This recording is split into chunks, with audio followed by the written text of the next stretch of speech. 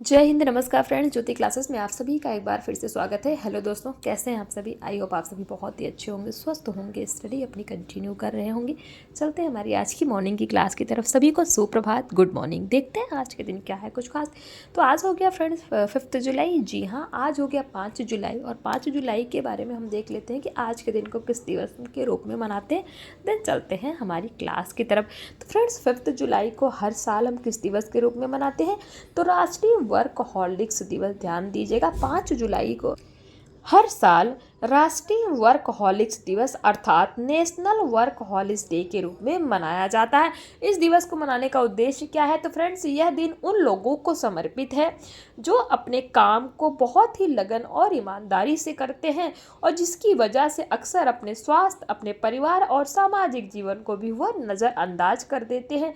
यह दिन काम और निजी जीवन के बीच संतुलन बनाए रखने के महत्व की याद में भी मनाया जाता है। तो आई होप आज के दिवस के बारे में आपको पता चल गया होगा कि आज के दिन को हम किस दिवस के रूप में मनाते हैं। अब चलते हैं हमारी क्लास की तरफ। जैसा कि आप सभी जानते हैं, हम कर रहे हैं होम साइंस की सीरीज, जिसमें क्लास 6 to 12 की बुक को कवर कर रहे हैं। और अभी तक फ्रेंड्स क्लास 6 to 11 तक की पढ़ाई हमने कंप्लीट कर ली है। जी हाँ, क्लास 6 to 11 तक की पढ़ाई हमारी कंप्लीट हो चुकी है। हम आ गए क्लास 12th में। आई होप आपने हमारी सारी प्रीवियस क्लासेस देखी होगी। नहीं देखी तो प्ले लिस्ट में जाइए। क्लासेस वाइज प्ले लिस्ट आपको प्रोवाइड कराई गई। आपको जिस भी क्लास में, जिस भी टॉपिक में आपको जो भी डाउट है, आप जाके देख के क्लास को अपने हर एक कॉन्सेप्ट को क्लियर कर सकते हैं। क्यों? क्योंकि सारे ही टॉपिक हमने बहुत ही डिटेल में पढ़े हैं। इतने डिटेल में पढ़ने का बस एक ही उद्देश्य है कि एक बार आप इस सीरीज़ को देखिए, समझिए, ताकि होम साइंस से रिलेटेड कोई भी डाउट आपके माइंड में ना रह जाए। जी हाँ फ्रेंड्स, एक बार आप इस सीरीज़ को देखिए जिससे कोई भी डाउट आपको ना रह जाए। चाहे आप किसी क्लास के लर्नर्स हो या फिर किसी कॉम्पिटिटिव एग्जाम की तैयारी कर रहे हो, साथ ही साथ किसी भी फील्ड में होम साइंस अपना करियर देख रहे हैं, तो सभी के लिए ये सीरीज़ काफ़ी हेल्पफुल होने वाली है। तो प्लीज़ चैनल पर फर्स्ट टाइम विजिट किए हैं तो चैनल को लाइक शेयर और सब्सक्राइब करें। साथ ही साथ अपना फीडबैक भी हमें कमेंट के माध्यम से बताएं, क्योंकि आपका हर एक फीडबैक हमारे लिए बहुत ही इंपॉर्टेंट होता है। स्टार्ट करते हैं आज की क्लास। आज की क्लास में हम पढ़ेंगे आहार के प्रकार के बारे में। बट इसको करने से पहले प्रीवियस क्लास में हमने क्या पढ़ा था, एक बार क्विक रिवीजन कर लेते हैं। तो ये देखिए फ्रेंड्स, प्रीवियस क्लास में हमने जस्ट चैप्टर 2 स्टार्ट किया था। क्या?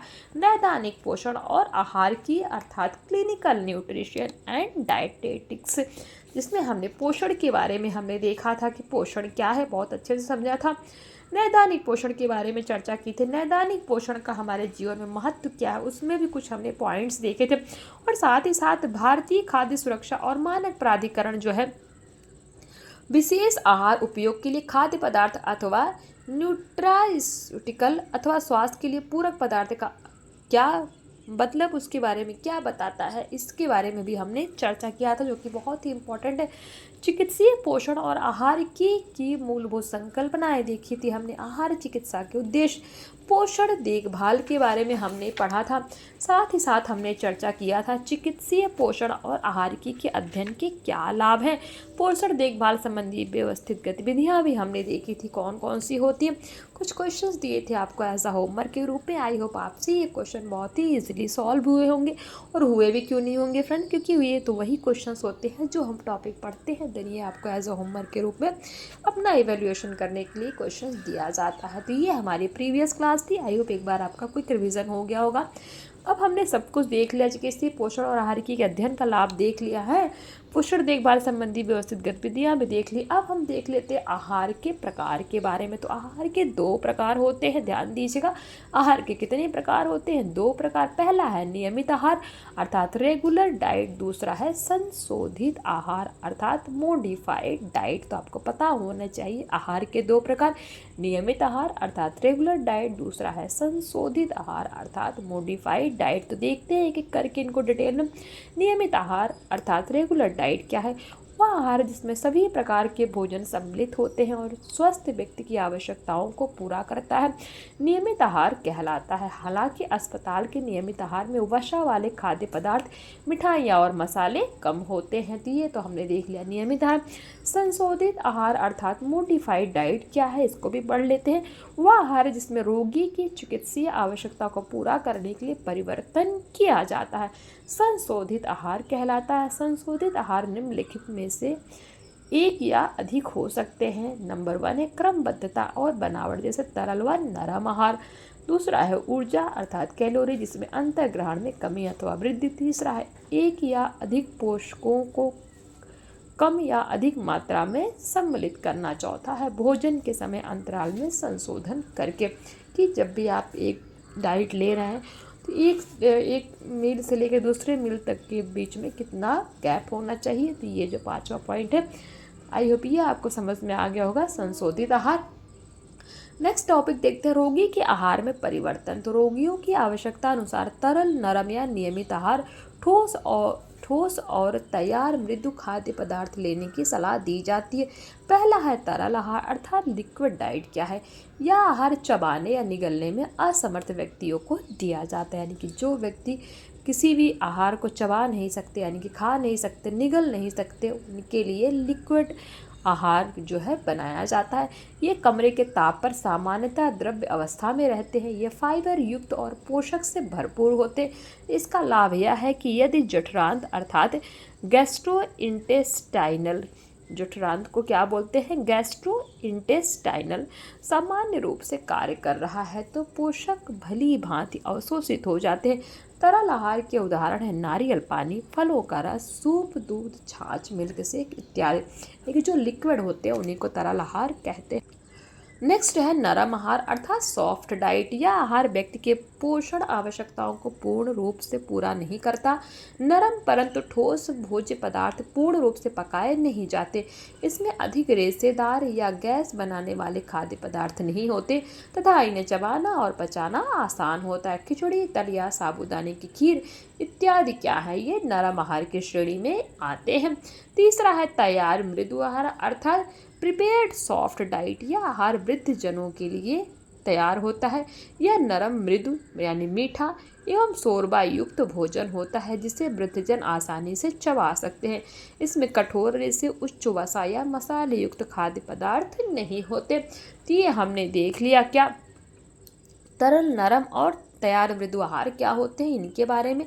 अब चलते हैं रोगी को भोजन देने के तरीके कौन कौन से हैं, यानी कि किन किन तरीकों से किसी भी पेशेंट्स को आप भोजन दे सकते हैं। तो रोगी को मुंह से भोजन खिलाना भोजन देने का सबसे उचित तरीका है। यदि कोई रोगी भोजन चबाने या निगलने में सहज न हो तो ऐसे रोगी को नली अर्थात ट्यूब द्वारा तथा अंतःशिरा संभरण अर्थात इंट्रावेनस द्वारा भोजन दिया जाता है।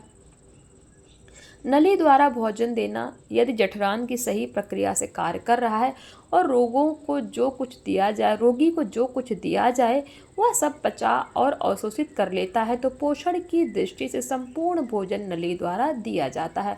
तीसरा है अंतःशिरा द्वारा भोजन देना। इसका क्या मतलब है देखते हैं।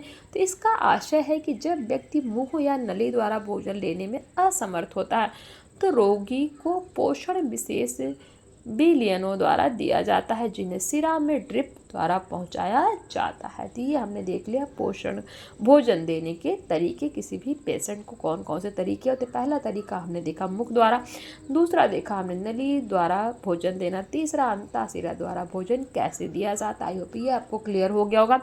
नेक्स्ट देखते हैं चिरकालिक रोगों की रोकथाम। आहार एवं अच्छा पोषण एक स्वस्थ जीवन शैली का आधार स्तंभ है जो न केवल रोगियों के लिए बल्कि सभी व्यक्तियों के लिए चिरकालिक रोगों अर्थात क्रॉनिक डिजीजेस के नियंत्रण एवं स्वस्थ जीवन जीने में सहायक होता है। आज हमारे द्वारा प्रयोग किए जाने वाले खाद्य पदार्थों में ऐसे अन्य कई पदार्थ की मिलावट की जाती है जिनमें अधिक वसा अथवा शर्करा की मात्रा होती है। इनमें सामान्यतः परिष्कृत खाद्य पदार्थ अर्थात रिफाइंड फूड्स का अधिक प्रयोग किया जाता है। साथ ही इनमें स्वास्थ्य के लिए लाभदायक रेशेदार एवं अन्य महत्वपूर्ण तत्व कम होते हैं। यही कारण है कि हमें इनका विकल्प ढूंढना चाहिए। पिछले कुछ दशकों में भारत में रहने वाले शहरी लोगों के आहार में विभिन्न परिवर्तन हुए हैं, जैसे भोजन में वसा एवं परिष्कृत शक्कर का उपयोग बढ़ना, कम रेशेदार विटामिन और परिष्कृत भोजन का अधिक सेवन, मांसाहारी भोजन एवं जंक फूड के अधिक सेवन से जीवन शैली संबंधित विभिन्न चिरकालिक रोगों जैसे मोटापा, मधुमेह, कैंसर, हृदय रोग, अति तनाव आदि की संख्या बढ़ रही है। इस प्रकार जीवन शैली संबंधी समस्याओं से बचाव हेतु नैदानिक पोषण विज्ञान अर्थात क्लिनिकल न्यूट्रिनिस्ट की भूमिका अति महत्वपूर्ण होती है। तो ये आपको समझ में आ गया होगा चिरकालिक रोगों की रोकथाम। नेक्स्ट हमारा टॉपिक है आहार विशेषज्ञ के लिए जीविका की तैयारी कैसे होती है। देखते हैं, आहार विशेषज्ञ में निम्नलिखित कौशल आवश्यक रूप से होने चाहिए। अर्थात आहार विशेषज्ञ का मतलब जो हमारे डाइटिशियन होते हैं, जो हमारे डाइट प्लान करते हैं कि हमें क्या कैसे खाना चाहिए, इन्हीं को हम आहार विशेषज्ञ कहते हैं।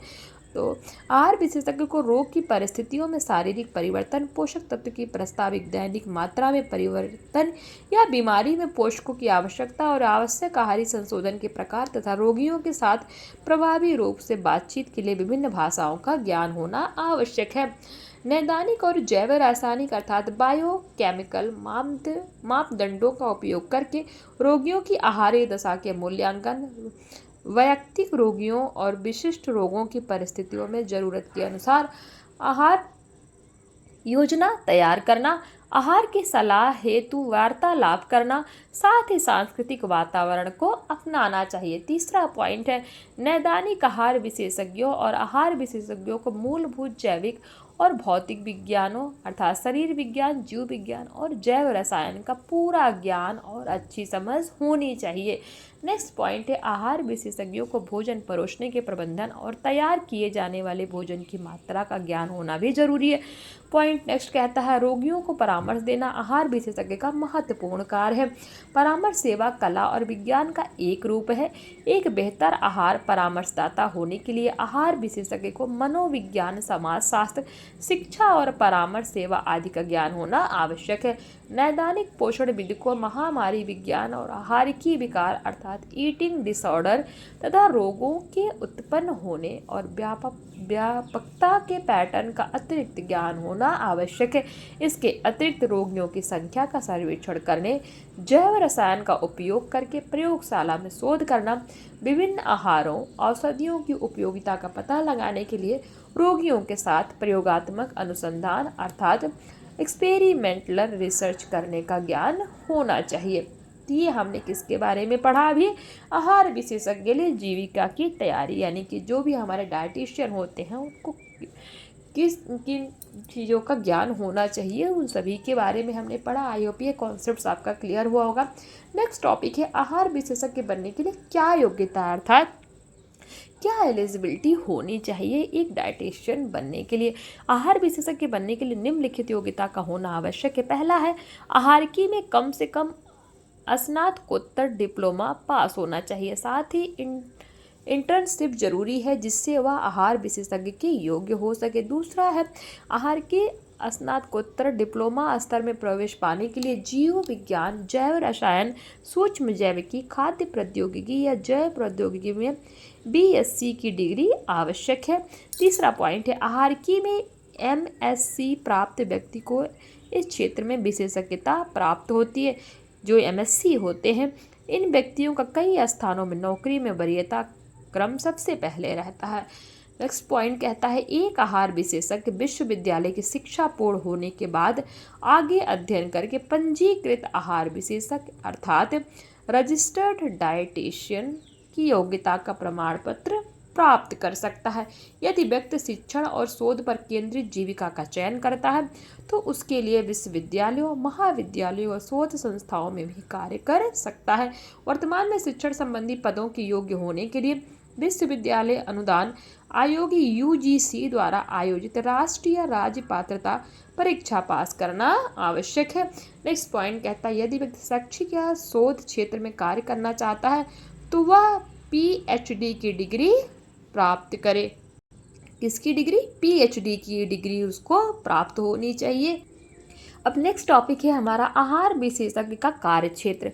तो नैदानिक पोषण और आहारिकी में पोषण विशेषज्ञ शिक्षक, आहार सलाहकार, शोधकर्ता के रूप में जीविका के लिए पर्याप्त कार्य करने के अवसर और क्षमताएं हैं। इस क्षेत्र में आहार विशेषज्ञ नैदानिक पोषण विशेषज्ञ बनने का प्राथमिक जीविका के अवसरों में शामिल है। अतिरिक्त नैदानिक पोषण विशेषज्ञों के लिए शोध और विकास चिकित्सीय खाद्य पदार्थों, नली से लिए जाने वाले आहारों, विभिन्न प्रकार के पोषण सहायक फार्मूला बनाने के लिए जाने वाले आहारों, विभिन्न प्रकार के पोषण सहायक फार्मूला बनाने के खाद्य पदार्थों से संबंधित उद्योगों में जीविका के अवसर उपलब्ध हैं। किसी व्यक्ति की रोग की स्थिति पर नियंत्रण, रोकथाम और उपचार के लिए भोजन के उपयोग के तरीकों को सुधारने में रुचि है तो व्यक्ति को इस क्षेत्र को चुनना चाहिए। यद्यपि अधिकांश लोगों का आहार विशेषज्ञ की भूमिका के बारे में पता है, लेकिन यह जानकारी नहीं कि विभिन्न बीमारियों की परिस्थितियों द्वारा होने वाले शारीरिक और मनोवैज्ञानिक परिवर्तन पर शोध के अवसरों का क्षेत्र निरंतर बढ़ता जा रहा है। विभिन्न प्रकार के रोग स्थितियों की रोकथाम, उपचार एवं उपचार में पोषक का महत्व बढ़ता जा रहा है। शोध से दवाओं और पोषण पूरकों का विकास, सामाजिक परिवेश में रोगियों का पुनर्वास, आहार संबंधी दिशा निर्देश एवं पोषण शिक्षा का विकास भी हुआ है। इसके अतिरिक्त सार्वजनिक योजना बनाने, पोषणहीनता से होने वाले विकारों को दूर करना और प्रोत्साहन पोषण कार्यक्रमों को बनाने और लागू करने के नैदानिक पोषण विशेषज्ञों की महत्वपूर्ण भूमिका होती है। नैदानिक पोषण विशेषज्ञ अस्पतालों, क्लिनिकल कल्याण केंद्रों, शिक्षण क्षेत्रों में शिक्षक के रूप में, अस्पतालों में भोजन सेवा प्रदाता प्रबंधक के रूप में रोजगार प्राप्त कर सकते हैं। तो ये हम किसके बारे में पढ़ रहे थे? आहार विशेषज्ञ का कार्य क्षेत्र क्या होता है, कैसा होता है, इसके बारे में हम देख लेते हैं। अब देख लेते हैं आहार विशेषज्ञ के लिए जीविका के अवसर। तो नैदानिक पोषण एवं आहारिकी के क्षेत्र में जीविका के पर्याप्त अवसर उपलब्ध हैं, जिनमें निम्न बिंदुओं द्वारा आप समझ सकते। पहला, स्वास्थ्य क्लबों अथवा व्यायामशालाओं में परामर्शदाता चिकित्सकों के साथ आहार विशेषज्ञ के रूप में। दूसरा है चिकित्सालयों में विशिष्ट विभागों सहित अन्य में आहार विशेषज्ञ के रूप में, स्वास्थ्य और देखभाल दल की पोषण सहायता करने वाले प्रमुख सदस्य के रूप में। तीसरा, चिकित्सालयों, विद्यालयों, उद्योगों की अल्पाहार गृहों आदि की खान पान सेवाओं में आहार विशेषज्ञ के रूप में। तो आप देख सकते हैं जो एक आहार विशेषज्ञ अर्थात जो डाइटिशियन होता है उसके लिए कई सारे क्षेत्र होते हैं जीविका के लिए। ये तो हमने देख लिया फ्रेंड। कुछ क्वेश्चन देख लीजिए। क्वेश्चन 1 कहता है चबाने या निगलने में असमर्थ व्यक्तियों को कैसा आहार दिया जाता है, यानी कि एक ऐसा आहार, एक ऐसा व्यक्ति जो खाने को न चबा सकता है न निगल सकता है तो उसको कैसा आहार दिया जाता है। क्वेश्चन 2 है एक स्वस्थ जीवन शैली का आधार स्तंभ क्या है। क्वेश्चन 3 कहता है आहार विशेषज्ञों को किसका ज्ञान होना चाहिए। और क्वेश्चन 4 कहता है शैक्षिक या शोध क्षेत्र में कार्य करने हेतु किसकी डिग्री प्राप्त करनी होती है। कुछ क्वेश्चन है, आप इनको सॉल्व करिएगा। आई होप अभी तक आपने इनका स्क्रीनशॉट ले लिया होगा, नहीं लिया है तो ले लीजिए। कोई भी क्यूरी इस क्वेश्चन में आपको होती है तो आप कमेंट के माध्यम से पूछ सकते हैं, आपके हर डाउट लेने का प्रयास किया जाएगा। अभी देख लीजिए 1 लाइनर ये डेफिनेशन है जो हमने पढ़ा। आहारिकी क्या होता है? नैदानिक पोषण है आहारी संशोधन, चिकित्सीय आहार, रोगों की रोकथाम, पोषण परामर्श देना, चिकित्सीय खाद्य पदार्थ, पादप रसायन, जैव सक्रिय यौगिक क्या है। तो ये सारे 1 लाइनर डेफिनेशन है। आप इनका चाहे तो स्क्रीनशॉट ले सकते हैं, चाहे क्या फ्रेंड। मैं तो आपसे कहूँगी कि आप इनका स्क्रीनशॉट ले लीजिए, बहुत ही इंपॉर्टेंट ये होते हैं। तो इसी के साथ हमारा ये चैप्टर कंप्लीट होता है। आई होप आज की क्लास आपको समझ में आई होगी, कॉन्सेप्ट्स क्लियर हुए होंगे। कहीं पे भी किसी वर्ड या किसी सेंटेंस में कोई पे भी कहीं पे भी किसी भी जगह कोई डाउट होता है, कोई क्यूरी होती है, प्लीज़ आप कमेंट करके पूछिए। आपके हर क्यूरी को हम सॉल्व करने का प्रयास करेंगे। तो आज की क्लास को यहीं तक करते हैं। आई होप आज की क्लास आपको समझ में आई होगी। समझ में आई हो तो एक प्यारा सा कमेंट दीजिए, बेल आइकन प्रेस करिए और जो है अपनी राय हमें बताइए। तो मिलते हैं नेक्स्ट क्लास में, तब तक के लिए जय हिंद, नमस्कार। हंसते रहिए, मुस्कुराते रहिए, एक दूसरे की हेल्प करते रहिए। धन्यवाद।